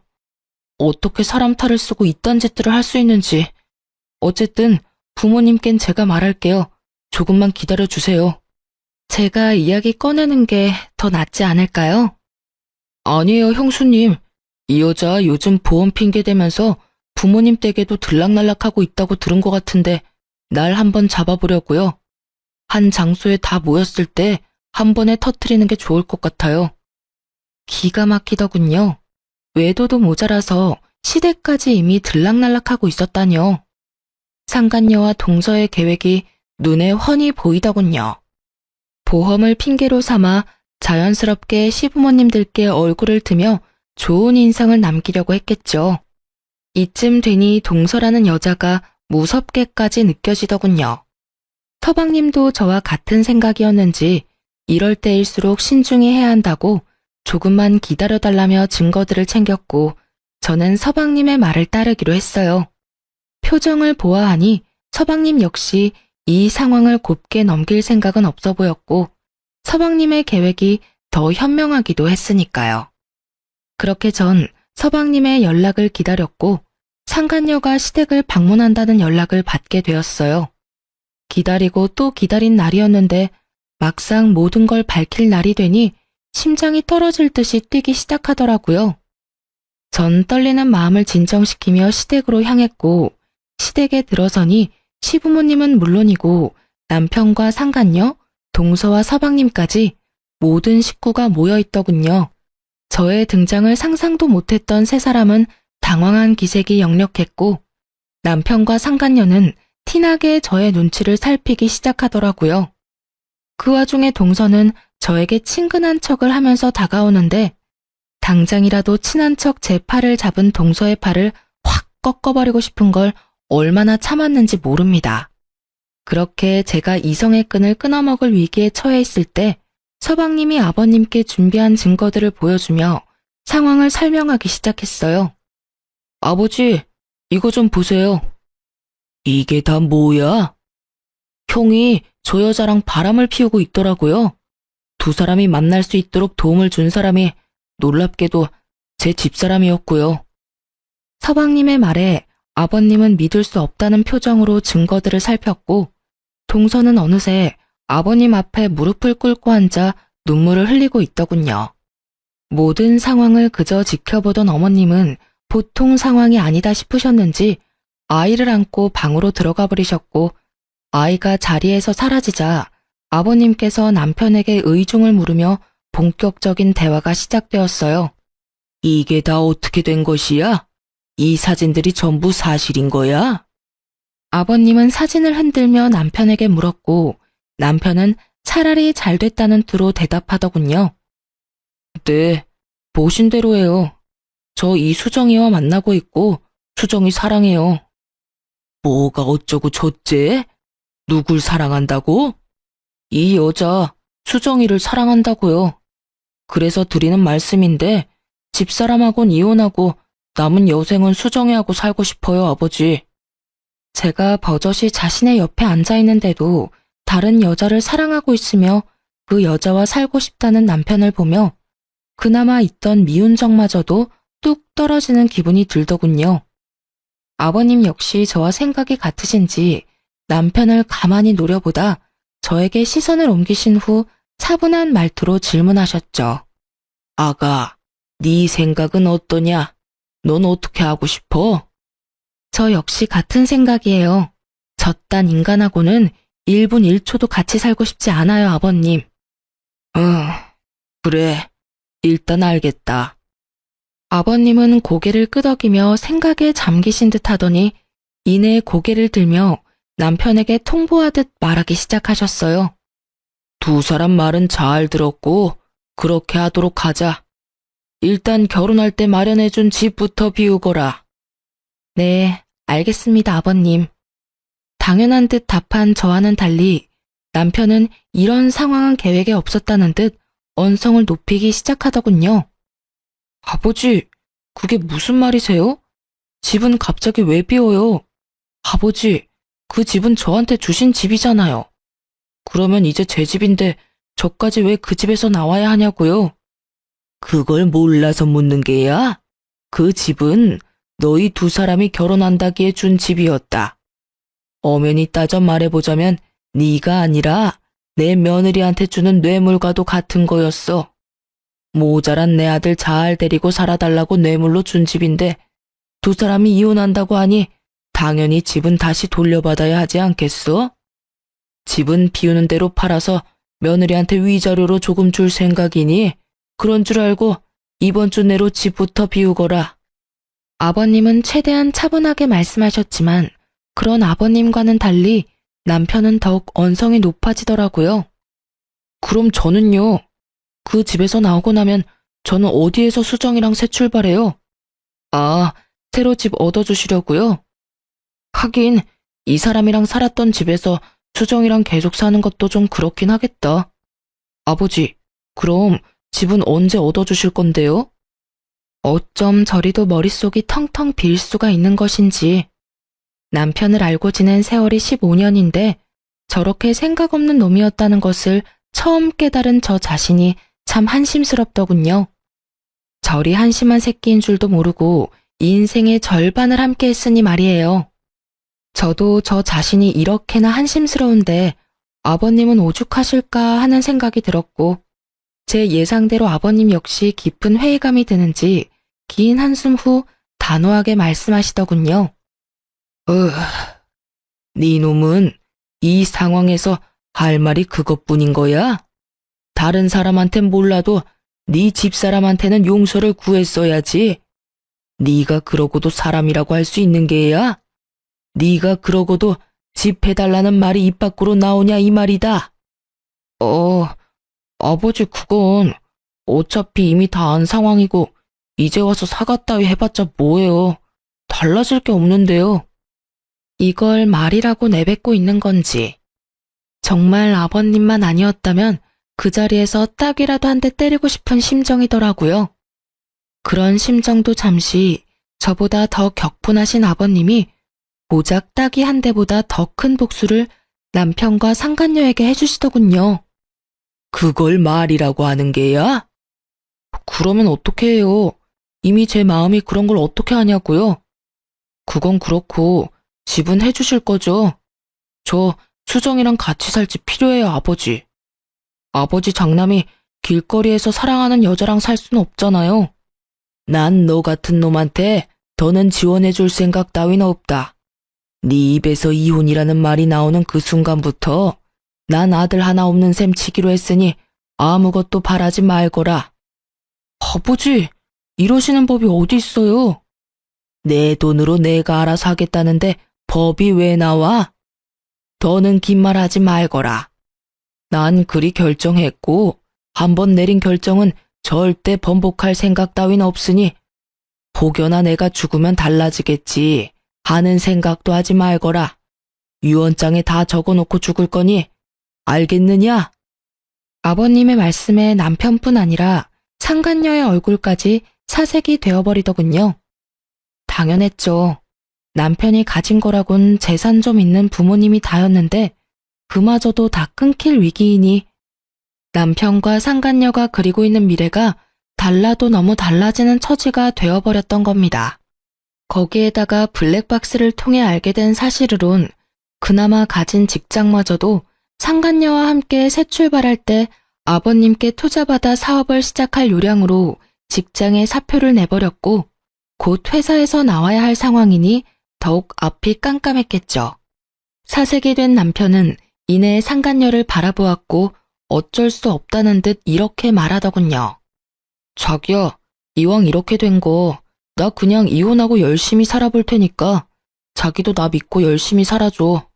그러면 우리 두 사람 잘 살 수 있지 않을까? 남편의 해맑은 굳건한 다짐에 상간녀의 얼굴은 더욱 사색이 되어가더니 이윽고 소리를 지르며 남편을 뿌리쳤어요. 야, 너 미쳤어? 손이 발이 되게 빌어서 한 푼이라도 받아올 생각을 해야지. 뭐? 열심히 살아달라고? 그게 말이야 똥이야. 내가 미쳤어? 너 같은 거랑 같이 살게? 자기야, 그게 무슨 말이야. 나 사랑한다고 했잖아. 사랑 같은 소리 하네. 그건 네가 네 부모한테 받아올 재산이 있을 때나 한 사랑이고 지금 이 상황에선 안 하지, 사랑. 끼지도 않아. 돈도 한 푼 없고 직장도 없는데 능력까지 없는 너 같은 놈이랑 내가 왜 살아? 너 같으면 같이 살겠니? 난 너 같은 놈이랑 살 생각 전혀 없으니까 나한테 들러붙을 생각도 하지 마라. 알겠어? 한바탕 퍼부은 상간녀는 고래고래 소리를 지른 후 현관을 향해 걸어갔고 그런 상간녀를 동서가 붙잡더군요. 수정아, 진정 좀 해. 네가 지금 이렇게 가면 어떻게 해. 잠시만, 조금만 진정 좀 하자, 응? 애처롭게도 붙잡는 동서가 불쌍하지도 않은지 상간녀는 동서를 밀치며 정신줄을 놔버린 사람처럼 소리를 지르더라고요. 진정? 너 같으면 진정이 되겠어? 이게 다 너 때문이야. 왜 나한테 저딴 놈이나 꼬시라고 해서 이 거지 같은 상황에 날 엮게 하냐 이 말이야. 그게 무슨 말이야. 너 지금 너무 흥분해서 아무 말이나 막 하는가 본데 흥분 좀 가라앉히자 제발. 격분한 상간녀의 반응에 적잖게 당황한 동서는 말까지 더듬으며 끝까지 착한 척 연기를 펼쳤고 그런 동서가 답답했던 상간녀는 욕까지 곁들이며 설명해 주더군요. 끝까지 연기하기는 이 멍청한 년아. 상황 보면 모르겠어? 다 끝났어. 네가 나한테 저 멍청한 놈 꼬시라고 한 것부터 그래서 내가 의도적으로 저 멍청한 놈한테 접근해서 이혼시키려고 한 것까지 다 들켰다고. 그러니까 너도 착한 척 연기 그만하고 네 살 길부터 찾으란 이 말이야. 아니야, 아니라고. 난 그런 적 없어. 자신의 계획이 상간녀의 입을 통해 적나라하게 밝혀지자 동서는 크게 당황했고 당황한 동서는 상간녀를 있는 힘껏 밀쳐버리더라고요. 동서에게 밀쳐진 상간녀 역시 기분이 몹시 상해버렸는지 동서를 더 세게 밀쳐버렸고 그렇게 두 사람의 몸싸움은 시작되었어요. 시장판 싸움보다 더욱 거친 두 사람의 개싸움이 계속되는 사이 서방님은 모든 상황을 정리하고 싶은지 따로 정리해두었던 동서의 외도 증거들을 보여주며 차분히 자기 뜻을 알리기 시작했죠. 아버지, 이거 형뿐만 아니라 저 사람도 외도를 저지르고 있더라고요. 그래서 저도 이혼을 하려고요. 한꺼번에 이런 충격 드리게 돼서 죄송하지만 더는 저런 여자와 살 수가 없어요. 그러니 아버지께서 이해 좀 해주세요. 이해는 무슨, 당연히 이혼해야지. 네 형 바람나게 만든 여자를 내가 왜 며느리로 두겠어? 거기에다 바람이라니.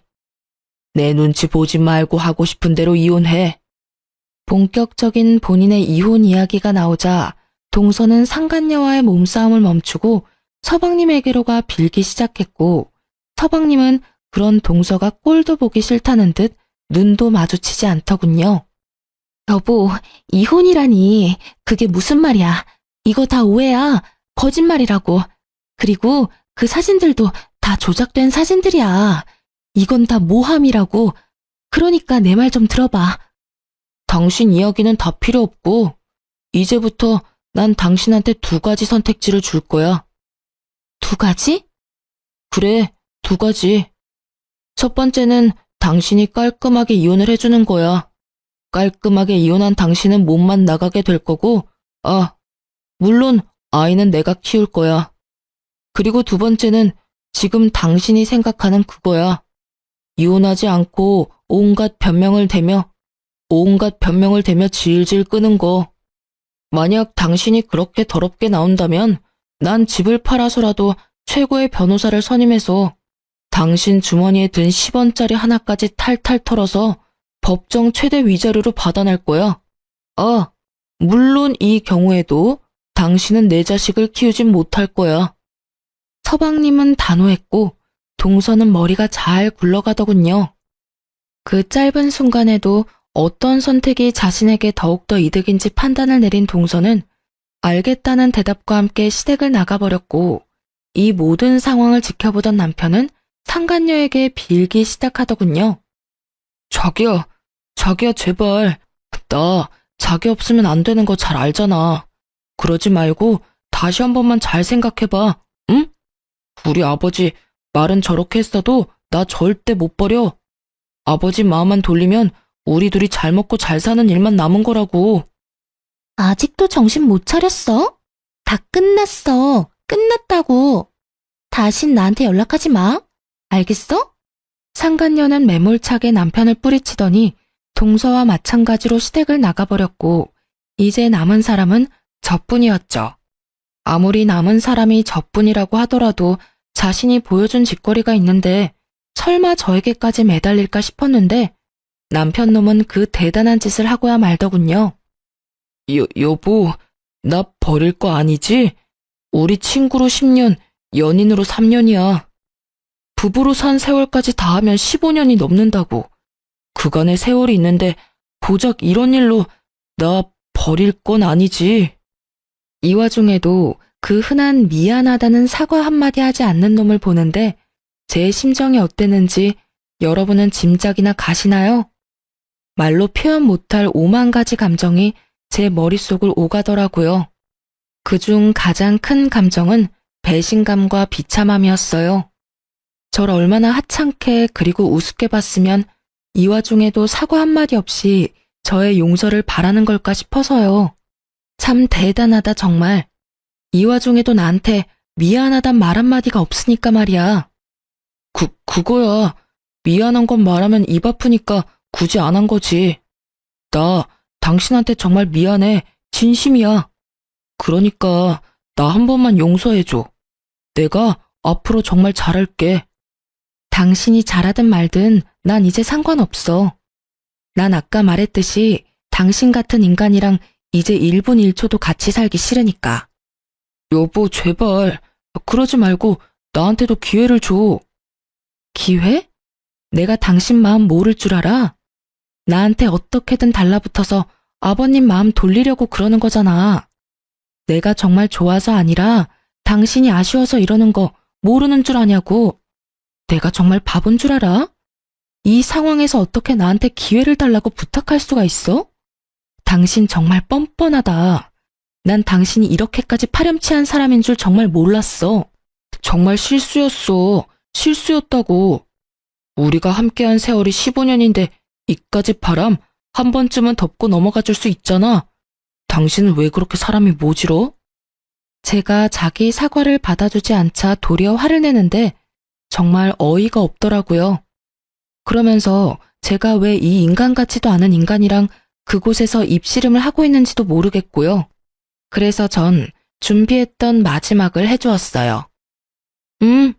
나 원래 이렇게 모질었어. 몰랐어? 그리고 또 모질게 말해보자면 아쉽게도 당신한텐 선택지는 물론이고 기회도 없어. 난 당신이랑 좋게 이혼할 생각도 없고 쉽게 이혼할 생각도 없어. 그러니까 각오 단단히 하는 게 좋을 거야. 마지막 경고의 말을 끝낸 저는 아버님께 인사를 드리고 시댁에서 나와버렸습니다. 그 뒤론 일사천리였어요. 남편이 찾아오기도 했고 연락으로 귀찮게 굴기도 했지만 이혼은 막힘없이 진행되었어요. 전 상간녀 소송과 함께 동서에게도 위자료를 청구했고 좋은 변호사분을 만난 덕분에 예상보다 빨리 그리고 예상보다 많은 금액의 위자료들을 받고 이혼을 할 수 있었어요. 서방님 역시 전 동서는 깔끔하게 보내주었지만 상간남 소송만큼은 칼같이 진행했다고 하더군요. 그 많은 남자 중 전 동서가 유부녀인 걸 알면서도 꽤 오랫동안 지속적이게 만나던 남자가 딱 한 명 있었는데 그 남자만큼은 그냥 넘길 수가 없었다고 하더라고요. 그렇게 진행된 상간남 소송으로 서방님 역시 복수를 할 수 있었죠. 서방님과 이혼을 하고 난 후 전 동서는 당연하다는 듯 상간남을 찾아갔다고 들었어요.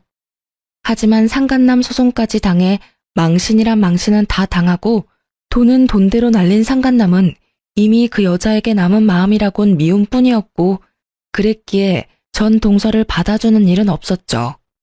거기에다가 땡전 한 푼 없는 여자니 혹 붙일 생각이 아니라면 더욱 받아줄 마음이 들진 않았겠죠. 전 남편의 결말도 다르진 않았어요. 저와 이혼하고 난 후 시댁에서도 받아주지 않자 전 남편이 찾은 곳은 상간녀였다고 합니다. 매일같이 찾아가 얼마나 귀찮게 했으면 상간녀에게서 전화가 다 왔더라고요. 이보세요. 당장 그쪽 남편 좀 데리고 가라고요. 매일같이 찾아와서 울고 불며 매달리는데 사람 미칠 지경이라고요. 그런 말을 왜 나한테 하는지 잘 모르겠네요. 내가 왜 그 사람을 데리고 가야 하는데요? 그거야. 저 남자가 그쪽 남편이니까 그렇죠. 그 남자 이제 내 남편 아니거든요. 네가 꼬셔서 정신 나가게 했으면 네가 책임져야지. 누구한테 떠넘기는지 모르겠네. 내가 왜 책임을 져? 내가 그때 말했었잖아. 저딴 놈이랑 살 생각 없다고. 그러니까 당장 와서 데리고 가라고. 이러다 내 혼사길까지 막히게 생겼어. 유부남 꼬셔서 한 가정 파탄 낼 거라고 작정할 땐 네 혼사길 정도야 꽉 막힐 거라는 각오 정도는 했어야지. 뭐라고? 네가 네 남편 간수를 못해서 나한테 넘어온 걸 나한테 어쩌라는 거야. 나 경찰에 신고할 거야. 네 남편 깜빵 가는 걸 보고 싶어? 눈치 하나는 빠른 줄 알았더니 그것도 아니더군요. 다른 것도 아니고 전 남편을 가지고 저한테 이런 말을 한다니. 어이가 없어 코웃음이 다 나더라고요. 깜빵을 보내고 싶은 사람한테 깜빵을 보낼 거라고 겁을 주다니. 이 얼마나 웃기는 상황인가요? 전 터져나오는 웃음을 참지 못하고 웃어버렸어요. 신고? 하려면 해. 나 이혼했다는 말 못 들었니? 그 인간이 깜빵을 가든 지옥을 가든 그게 어디든 그 인간이 불행할 수만 있다면 난 환영이야. 이거 왜 이래? 뭐라고? 나 정말 신고할 거야? 신고하든 말든 맘대로 하라니까. 그리고 샤넬백 사줄 땐 사랑한다더니 쥐뿔도 없는 놈 되니까 귀찮니? 그 마음 이해 안 되는 건 아니지만 그래도 어쩌겠어. 네가 다 그렇게 만든 상황인데. 그러지 말고 품고 살아봐. 잘 살다 보면 또 모르지? 두 사람이 꿈꾸던 재산 물려받아 잘 먹고 잘 사는 미래가 현실이 될 수도 말이야. 아, 아버님이 유언장에도 친히 그놈한테는 한 푼도 안 준다고 적으신다고 했지? 어쩌니? 너희가 바라던 그 꿈 같던 미래는 정말 꿈이 돼버렸고 너한텐 웬 버러지 한 명이 붙어버렸으니 하여튼 난 이혼했고 나하고는 상관없는 사람이니까 네가 알아서 해. 나한테 연락하지 말고. 너야말로 나한테 한 번만 더 연락해서 이딴 되지도 않는 말 또 하면 내가 경찰에 신고할 테니까. 알겠어? 그 뒤로 상간녀는 온갖 욕을 해댔지만 전 전화를 끊어버렸고 그 뒤로도 연락이 오길래 그냥 차단해버렸어요.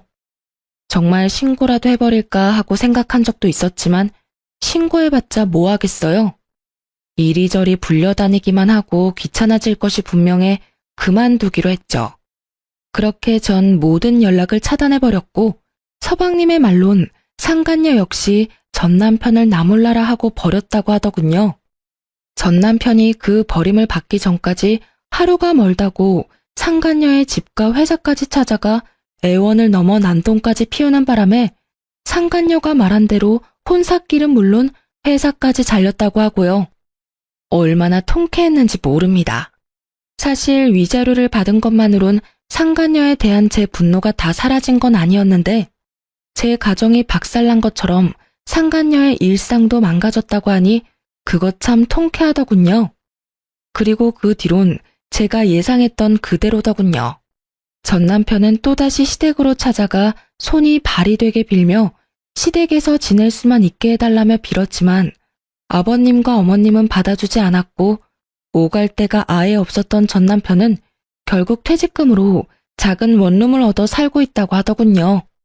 믿었던 모든 사람에게서 버림을 받은 충격 때문인 건지 능력이 부족한 것인지는 모르겠지만 취업은 되지 않았고 그 대신 일용직을 나가며 하루하루를 연명하고 있다고 해요. 그래도 일용직이라도 나가서 생활비라도 벌고 있으니 참 다행이라고 했네요. 돈 한 푼 벌지 않고 수중에 있던 돈마저 떨어지면 저에게 찾아와 또 어떤 귀찮은 짓을 할지는 모르는 일이니까요. 그 소식을 마지막으로 전 서방님을 비롯해 시댁과의 연락도 끊어버렸어요. 악한 감정은 없었지만 아무래도 전 남편과의 기억이 계속 떠올라 관계를 지속할 수는 없겠더라고요. 일단 저도 살아야 했으니까요. 전 이혼하고 난 후 사연에서 듣던 것처럼 잘 지내지진 않더군요. 남편을 사랑하는 마음이 남은 건 아니었지만 몰아치는 감정의 소용돌이 속에서 방황했던 것 같아요. 때론 슬펐고 때론 무기력했고 때론 한탄도 했고요. 괜찮아졌다 싶으면 어김없이 떠오르는 함께했던 세월이 저를 참 많이도 힘들게 괴롭혔습니다. 한동안은 그 모든 감정을 외면한 채 지냈는데 외면하는 것이 정답이 아니라는 생각이 어느 날 들더군요. 그날부턴 전 그 감정들을 당연한 일이라고 여기기로 했고 그 당연한 힘듦을 받아들이기 시작했어요. 그렇게 3년이 지난 지금은 사연으로 이혼 이야기를 적을 만큼은 덤덤해진 것 같아요. 아주 가끔은 좋았던 기억도 또 가끔은 나빴던 기억도 떠오르긴 하지만 그마저도 그랬었지 하고 씁쓸한 웃음 정도는 지으며 넘길 수 있는 정도가 되었어요. 요즘 전 작은 카페를 차려 운영하고 있어요. 회사는 이혼 후 마음이 많이 힘들었던 시기에 동료들에게 민폐만 끼치는 것 같아 그만두게 되었고 한동안은 휴식기를 가지다 찾은 취미가 커피였어요. 평소 제빵을 좋아하기도 했던 터라 쉬는 동안 기분 환기도 시킬 겸 배워뒀던 것이 직업이 되었네요. 처음엔 적자였던 가게가 이젠 꽤 좋아졌어요. 나름 단골도 많이 생겼고 수입도 많아진 것이 꽤 괜찮은 가게가 되었죠. 그렇다고 해서 너무 바쁜 것은 아니라서 저만의 시간을 보내기에도 딱 안성맞춤이에요. 전 이런 제 삶에 아주 만족하며 지내고 있고 앞으로도 제 삶과 저의 안정을 위해 더 노력하고 더 열심히 살아갈 예정이에요. 이로써 제 이야기는 끝이 났어요. 어떠셨나요? 욕들 많이 하셨나요? 전 사연을 들을 때마다 혼자 그렇게 욕을 하거든요. 어쨌든 저의 긴 이야기 잘 들어주셔서 너무 감사하고 또 감사합니다. 오늘도 좋은 하루 되세요.